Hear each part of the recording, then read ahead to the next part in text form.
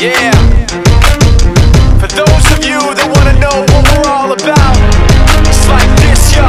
This is 10% luck, 20% skill, 15% concentrated power of will, 5% pleasure, 50% pain, and 100% reason to remember the name.